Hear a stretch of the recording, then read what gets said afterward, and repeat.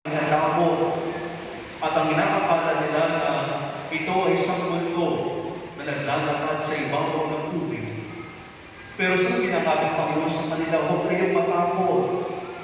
Ako ito si Jesus. At sabi po ni Pedro, Panginoon, kung ikaw maiyan,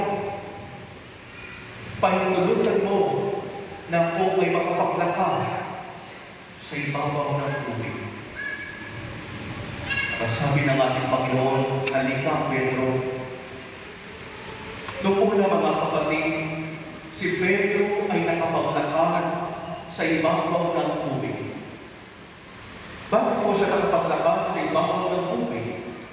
Sapagkat ang kanyang pangpaningin ay nakatuon sa ating Panginoon. Nakafokus siya sa ating Panginoon. Kung kaya lang siya ay nakapaglakad sa ibabaw ng tubig. Pero nung dumating yung malakas na alon, malakas na hangin, siya ay biglang natakot. Kung kaya lang siya ay unti-unti lumuko. Sa ating buhay mga kapatid, ganun din po. Dumaranas tayo ng mga malakas na hangin at malakas na alon sa ating buhay. Ano po yung mga alon? Ano yung mga hangin na dumarating sa ating buhay? Na minsan, pilit tayo ito inilulunod sa ilalim ng tubig. Ito po yung mga problema. Mga pagsubok, mga pasanin na krus sa ating buhay. At kung minsan kapag dumarating ang mga problema, mga pagsubok, mga krus sa ating buhay, nakakalimutan natin ituon ang ating paningin sa ating Panginoon. Nakakalimutan natin na mayroong Diyos na handang tumulong sa atin. Kailangan mga kapatid, hindi solusyon ang pagpapakamatay upang tayo makatakas sa ating mga problema. Sapagkat yan ay bahagi na ng buhay nating mga tao. Hindi po magustuhan ng Diyos na tayo ay maghirap, pero ito ay pinahintulutan ng Diyos nang sa gayon sa mga problema na dumarating sa ating buhay. Makita natin na mayroong Diyos na napakadakila na handang tumulong sa oras na nating pangangailangan. Remember this, my brothers and sisters. Jesus is one prayer away. Dasal lang ang ating pagitan sa ating Panginoon. Kung kaya nga, nung si Pedro ay lumulubog sa ilalim ng tubig, at ang sabi niya, Panginoon, sabitin mo ninyo ako. Na sana tayo ay mga kapatid, kapag tayo ay dumaranas ng mga pagsubok o problema sa ating buhay, tumawag tayo sa ating Panginoon. Panginoon, hindi ko na po kaya, tutulong po ninyo ako. Panginoon, ang bigat-bigat na ng aking pasalin at po sa aking buhay, tulungan niyo po ako.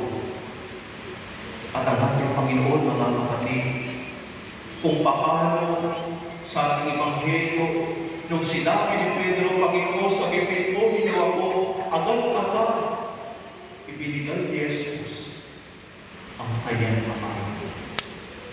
Ganun po sa atin, na kapag tayo ay tumawag sa Kanya, nariyan ang kamay ni Jesus upang tayo hawakan, upang tayo ay taas ng sa gayon. Hindi tayo malulog. Ano ba ang dumating ng mga alon at malalakas na hangin sa ating buhay. At ano po ang mangyayari sa atin kapag tayo ay tumawa sa ating Panginoon? Sa ating Ebanghelyo, mga kapatid, nung si Jesus ay sumakay na sa bangkang kasama ang kanyang mga alagad, ano ang nangyari? Ang malalakas na hangin at malalakas na alon ay biglang tumahimik. Sa madaling salita, nagkaroon ng kapayapaan sa kanilang bangka. Ganun po sa ating mga kapatid, kung papahintulutan natin si Jesus na pasakayin sa bangka ng ating buhay, magkakaroon din tayo ng kapayapaan ng ating pag-iisip at ng ating mga puso. At sana, kapag naranasan natin ang kapayapaan nito sa ating puso at sa ating isip, kung paano ang mga alagad ay sinambit nila na tunay na ikaw ang Mesiyas, tunay na ikaw ang Diyos. Sana, ganoon din ang ating masambit na masabi natin, tunay na mayroong Diyos, tunay na siya ay nariyan upang tayo ay tulungan sa oras ng ating mga pangangailangan.